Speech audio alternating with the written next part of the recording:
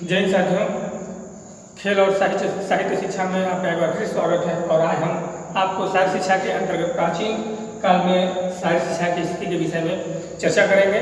तो प्राचीन काल की जब हम बात करते हैं तो हम निश्चय ही यूनान में जाएंगे, क्योंकि यूनान एक शहरी राज्य द्वारा बनाया गया एक देश था, जहाँ पे शहरी राज्य थे 20-25 ऐसे छोटे छोटे शहरी राज्य थे।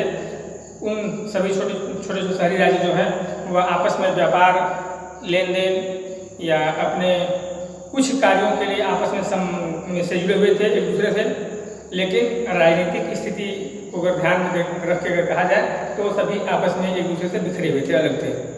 अब उसमें जो दो ऐसे स्टेट राज्य थे जिसमें स्पार्टा का नाम और एथेंस का नाम प्रमुख रूप से आता है, क्योंकि यहाँ की सारी शिक्षा की स्थिति काफ़ी सुदृढ़ थी, व्यवस्थित थी, और लोगों ने सारी शिक्षा को, या कह सकते हैं कि फिजिकल फिटनेस को महत्व को समझते थे, और सबसे ज़्यादा महत्व देते थे तो फिजिकल फिटनेस को देते थे। और इसका कई कारण था कि क्योंकि एक राज्य दूसरे राज्य पे अपना आक्रमण कर देता था, या एक राज्य दूसरे राज्य को अपने अधीन में लेना चाहता था, तो इससे बचने के लिए जो स्पार्टा के जो लोग हैं या एथेंस के जो लोग हैं, जो दो शहरी क्षेत्र हैं यूनान के, ये काफ़ी महत्वपूर्ण थे। अब हम पहले यहाँ चर्चा करेंगे स्पार्टा के बारे में। तो स्पार्टा के परिवार के बारे में अगर हम देखते हैं, पहले स्पार्टा के बारे में समझ लेते हैं कि स्पार्टा जो है यूनान के सबसे दक्षिण क्षेत्र में था, जो कोरिंथ खाड़ी के बगल में है।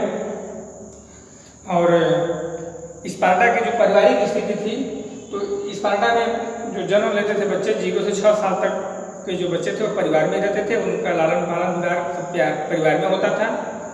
और उन्हें इलियड और ओडिसी, आप लोग नाम सुने होंगे, इलियड और ओडिसी जो वहाँ की सबसे प्रमुख पुस्तक थी, होमर के द्वारा रचित थी, उसका अध्ययन कराया जाता था, जिसमें खेल से संबंधित, सारी शिक्षा से संबंधित तमाम जानकारियाँ दी गई थीं। और परिवार में बालक 0 से 6 साल तक के आसपास तक रहता है, और पारिवारिक जीवन काफ़ी सुखी था, संपन्न था। फिर उसके बाद बालक को शिक्षा दीक्षा के लिए अन्यत्र भेजा जाता था। अब वहाँ की शिक्षा की स्थिति थी, शिक्षा की बात करते हैं तो बालक को एक सुव्यवस्थित शिक्षा दी जाती थी। उसके अंदर प्रेम, सौहार्द, आपसी तालमेल और अपने देश के प्रति, अपने राज्य के प्रति समर्पण आदि के संबंध में उन्हें व्यवस्थित शिक्षा दी जाती थी। और हर परिवार का सदस्य चाहता था कि बालक जो है अपने देश के काम में आए, अपने देश के लिए सर्वस्व अपना दे दे। उसी में वे अपना गर्व समझते थे, उसी में अपना वे धर्म समझते थे। अब हम देखेंगे कि जन्म से उनकी क्या स्थिति होती थी। परिवार में जो बालक होते थे तो जन्म के बाद उसकी कैसे शिक्षा दीक्षा होती थी, या क्या वहाँ सिचुएशन था सारी शिक्षा को ध्यान में रखते हुए या फिजिकल फिटनेस को ध्यान में रखते हुए। तो आप जान लीजिए इस बात को कि जन्म के समय जब बच्चा जन्म लेता था, उसके लालन पालन का कार्य 6 वर्षों तक घर पे ही कराया जाता था। लेकिन जन्म के समय में कुछ ऐसे लोगों के द्वारा परिषद का गठन किया गया था, जिसमें वयोवृद्ध लोग रहा करते थे, और वे जन्म के बाद बच्चे का जाके जांच करते थे कि बच्चा मानसिक रूप से, शारीरिक रूप से अगर सबल है तब तो वह स्पार्टा में या स्पार्टा में रहने लायक है। अगर वह मानसिक रूप से कमजोर है या शारीरिक रूप से कमजोर है तो निश्चय ही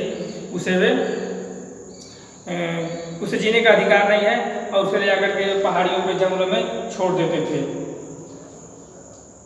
और जिस पहाड़ी पे छोड़ते थे उस पहाड़ी का नाम था टैगेटस, माउंट टैगेटस नाम पहाड़ी पर जाके छोड़ देते थे। वहीं पे जानवर खा जाए या पहाड़ी से कभी उस बच्चे को खाई में ढकेल देते थे, और उन बच्चों को धक्का देके फेंक देते थे कि जो बच्चे मानसिक रूप से या शारीरिक रूप से अपाहिज थे, या वह कह सकते हैं कि पूर्ण रूप से स्वस्थ नहीं थे।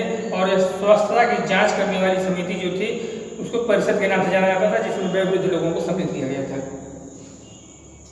अब इसके बाद हम देखेंगे कि 7 से 20 साल जन्म हुआ, बच्चा स्वस्थ है, परिवार में रहेगा और परिवार के समस्त पारिवारिक स्थितियों से परिचित होगा, अपने देश के प्रति, अपने राज्य के प्रति समर्पित होगा, उसे अच्छे अच्छे गुणों की जानकारी परिवार के सदस्यों के द्वारा, परिवार के जो श्रेष्ठ सदस्य होते हैं उनके द्वारा दी जाती है, या कभी कभी कोई रिश्तेदार भी अगर है तो जन्म के समय बच्चे को शिक्षा दीक्षा देने का कार्य करता है। और उस शिक्षा दीक्षा में देश के प्रति समर्पण की भावना को भरा जाता था और लोगों में आपसी समन्वय, आपसी संबंध बनाए रखने के लिए जो लोग हितकारी कार्य थे उसे संबंधित शिक्षाएं दी जाती थी। फिर उसके बाद 7 से 20 साल तक का जब बच्चा होता था, 7 साल से ऊपर का बच्चा होता था तो उसे बैरक में भेज दिया जाता था। बैरक में भेज दिया जाता था, उस बैरक में जहाँ उसे भेजा जाता था उसे एगागे कहते हैं, उसे एगागे कहा जाता था। बालक चला जाता था सैन्य प्रशिक्षण के लिए, वहीं पे उसे वह शिक्षा दीक्षा आगे वाली दी जाती थी।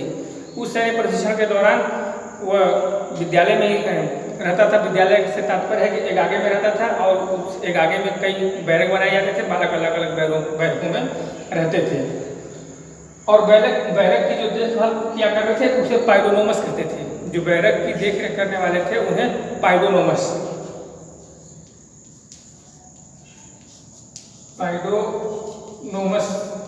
कहते थे। और जिस बैरक में रहते थे या जहाँ पे शिक्षा दीक्षा लेने के लिए जाते थे उसे एगागे कहते हैं। एगागे यहीं भी लिख देते हैं, आप लोग देखें एगागे। और जो एगागे की देखरेख करता था उसे पाइडोनोमस कहते हैं। जब बालक 7 से 20 साल तक शिक्षा दीक्षा ले लेता है, फिर उसके बाद 21 से 30 साल की जो अवस्था होती थी, 21 से 30 साल, उसे कठिन प्रशिक्षण के दौर से गुजरना पड़ता था। और क्यों गुजरना पड़ता था? क्योंकि वह 20 साल तक वो शिक्षा दीक्षा ग्रहण किया है, सैनिक प्रशिक्षण भी लिया है, तो 21 से 30 साल के बीच में वह देश की सेवा करने के लिए तैयार होगा। उसको समय समय पर उसका प्रशिक्षण कराने के बाद निरीक्षण किया जाता था कि बालक वास्तव में देश के लायक है कि नहीं है। अगर वह प्रशिक्षण के दौरान, मूल्यांकन के दौरान अगर वह अस्वस्थ घोषित हो जाता है या वह निपुण नहीं समझा जाता है तो पुनः उसे प्रशिक्षण बार बार उसमें दिया जाता है और उसे बार बार प्रशिक्षण के बाद उसका परीक्षण भी किया जाता है। और इसी दौरान उसकी शादी विवाह करने की भी अनुमति होती थी, लेकिन वह पूरी तरह से घर के बाहर रहता था, या कह सकते हैं कि स्पार्टा सैनिकों के साथ में रहा करता था और वहीं पर उसे प्रशिक्षण, कठिन प्रशिक्षण दिया जाता था। इससे पहले आप लोग समझ लीजिए, जब वो बैरक में रहा करता था 7 से 20 साल की उम्र में, तो उसे वहाँ पे चोरी करने की भी कला को सिखाया जाता था। ये पहला स्थान है स्पार्टन कि जहाँ पे बच्चों को चोरी करने के लिए सिखाया जाता था। और सिखाया नहीं जाता था बल्कि पूरी तरह से छूट होती थी, और छूट इसलिए होती थी कि किसी भी कार्य को करने में अगर ऐसी बात या ऐसी समस्या उनके सामने आती है तो अपने चालाकी से, अपने बुद्धिमत्ता से, अपने निपुणता से वो किस तरह से समस्याओं का समाधान कर सकते हैं, इसलिए उन्हें चोरी करने की छूट थी। लेकिन अगर चोरी करते समय अगर पकड़े जाते थे तो कठोर दंड का भी प्राविधान था। अगर वो चोरी करते हुए पकड़ लिए जाते हैं तो कठोर दंड का प्राविधान था कि क्यों पकड़े गए। और इसका एक ही मतलब था चोरी करने में छूट की आप चालाकी से, अपने फिजिकल फिटनेस के माध्यम से, अपने बुद्धिमत्ता से आप किसी भी कार्य को कैसे संपन्न कर सकते हैं, इसलिए चोरी करने की छूट थी। लेकिन पकड़े जाने पर कठोर से कठोर दंड दिया जाता था। जब वो 20 से 21 साल की उम्र तक उसे कठिन प्रशिक्षण के दौरान परीक्षण भी होता था और इस परीक्षण में उन्हें उत्तीर्ण होना होता था। जब उत्तीर्ण होते थे तब वह पूर्ण रूप से स्पार्टन नागरिक माने जाते थे, और जो अपूर्ण होते थे उन्हें प्रशिक्षण दिया जाता था और परीक्षण किया जाता था। परीक्षण में अपूर्ण होने पर उन्हें पुनः प्रशिक्षण दिया जाता था, लेकिन अगर वह पूर्ण हो जाते थे तो उन्हें पूरी तरह से स्पार्टा का एक मुख्य नागरिक मान लिया जाता था। अब उसे 30 वर्ष के बाद की बात अगर किया जाए तो 30 से 60 वर्ष तक कोई भी स्पार्टन जो होता था, जो प्रशिक्षण के दौरान परीक्षण में उत्तीर्ण होगा, वह 30 से 60 साल तक वह देश की सेवा करने के लिए तैयार रहेगा। उसे परिवार में भी जाने की अनुमति मिल जाती है और वह देश की सेवा करने के लिए तत्पर रहेगा और 60 साल तक वह देश की सेवा करेगा। अब 60 साल के बाद की बात अगर करते हैं कि 60 साल के बाद की स्थिति क्या है। तो 60 साल के बाद की स्थिति यह है कि जो जिस युग होता था वैसे व्यवसाय को चुन लेता था, या कुछ लोग ऐसे होते थे जो 60 साल के बाद वह पूरी तरह से खेल क्रियाओं में या शारीरिक प्रशिक्षण में निपुण हो जाते थे, तो वह कहीं जाकर के शारीरिक प्रशिक्षण का कार्य करते थे या व्यवसाय वाला कार्य करते थे। उन्हें या कुछ ऐसे भी लोग थे जो देश की सेवा भी करना चाहते थे, तो देश की सेवा भी कर लेते थे, लेकिन उन्हें 60 के बाद सेवानिवृत्त कर दिया जाता था। वो सेवा व्यवसाय के माध्यम से करें, वह सेवा प्रशिक्षण के माध्यम से करें, या वह अपने सेवा परिवार में रहते थे करें। अब इसके बाद हम देखेंगे शारीरिक शिक्षण। शारीरिक शिक्षण की अगर बात करते हैं, क्योंकि स्पार्टा की पारिवारिक स्थिति, परिवार में शिक्षा दिया जाता था, उसे अच्छे गुणों से अवगत कराया जाता था, और वह जिम्मेदारी किसी श्रेष्ठ पुरुष या परिवार के बड़े पुरुष या किसी रिश्तेदार को दी जाती थी, ऐसी स्थिति। फिर यहाँ देखेंगे जन्म के समय में, जन्म समय में एक परिषद बनाई जाती थी, वृद्ध लोग उसमें शामिल होते थे, और वही लोग जांच करते थे कि बालक मानसिक शारीरिक रूप से अगर स्वस्थ है तो वह स्पार्टन लायक है, अगर इसके अगर विपरीत है तो वह उसे ला करके टैगेटस नामक पहाड़ी से छोड़ दिया जाता था, फेंक दिया जाता था। फिर 7 से 20 साल तक वह बैरक में चले जाते थे, जिसे एगागे कहते हैं। बैरक में आगे नहीं बल्कि जहाँ पे बच्चोपर इकट्ठा करके प्रशिक्षण दिया जाता था, ऐसे स्थान को एगागे कहते थे। उन्हें बैरकों में अलग अलग टीम में बना के रखा जाता था और सही प्रशिक्षण दिया जाता था। 21 से 30 साल तक की अवस्था में उन्हें कठोर प्रशिक्षण के दौरान गुजरना पड़ता था, और उसका परीक्षण भी होता था, और जो बच्चे अगर उसमें निपुण हो जाते थे, उत्तीर्ण तरह से हो जाते थे, ऐसे बच्चों को पूर्ण स्पार्टन नागरिक की उपाधि दी जाती थी, और जो अगर फेल हो जाते थे तो पुनः उन्हें प्रशिक्षण दिया जाता था। 30 से 60 साल की उम्र के बाद 21 से 30 में ही उनका विवाह करने की पूरी छूट थी, लेकिन 30 से 60 साल के बाद वह परिवार में भी रह सकते थे और रह सकते थे, लेकिन साथ साथ देश की सेवा उन्हें करना अनिवार्य होता था। 60 साल के बाद उन्हें सेवानिवृत्त कर दिया जाता था, उन्हें रिटायर कर दिया जाता था। रिटायर होने के बाद में कुछ लोग व्यवसाय की तरफ, कुछ लोग प्रशिक्षण की तरफ, कुछ लोग अपने कार्यों में लग जाते थे, ऐसा प्रावधान था। अब देखेंगे हम शारीरिक शिक्षा की स्थिति। शारीरिक शिक्षण की स्थिति यह थी कि वहाँ पर बच्चों को पढ़ाया जाता था, शारीरिक प्रशिक्षण दिया जाता था, और जिस तरह से पेलेस्ट्रा जो एथेंस में जहाँ शारीरिक प्रशिक्षण का कार्यक्रम कराया जाता था उसे पेलेस्ट्रा कहते थे, लेकिन यहाँ पे ऐसा कोई स्पार्टा में कोई ऐसी बात नहीं थी। स्पार्टा में कठोर शारीरिक प्रशिक्षण या कठोर शारीरिक शिक्षण का कार्यक्रम कराया जाता था। बालकों के अंदर तीर तलवार, कुश्ती, चक्का फेंक, भाला फेंक, घुड़सवारी आदि कार्यक्रम भी इनसे कराए जाते थे। और एक पैनक्रेटियम था, पैनक्रेटियम में 2 सम्मिलित खेल प्रशिक्षण होते थे, जिसमें कुश्ती और मुक्केबाजी को शामिल किया गया था।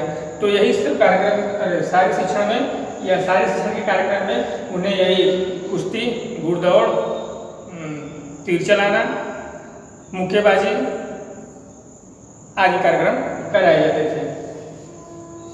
तो यहाँ पर हम देखिए स्पार्टन के बारे में, स्पार्टा के बारे में। अब आगे हम देखेंगे एथेंस में शारीरिक शिक्षा की और वहाँ की पारिवारिक स्थिति और लोगों को मतलब सैन्य से संबंधित प्रशिक्षण के बारे में हम लोग देखेंगे। और लास्ट बात आप समझने का प्रयास कीजिएगा कि स्पार्टा में जितने भी लोग होते थे, ये समस्त लोग स्पार्टा के रक्षा के लिए हर व्यक्ति को सैनिक प्रशिक्षण लेना अनिवार्य होता था, और सैनिक प्रशिक्षण में भाग लेने के बाद उन्हें अपने देश की सेवा करना अनिवार्य होता था।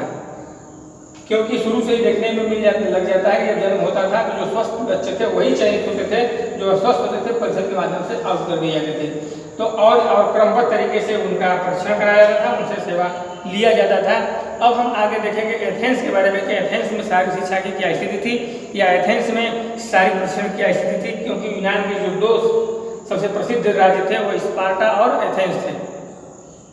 जय।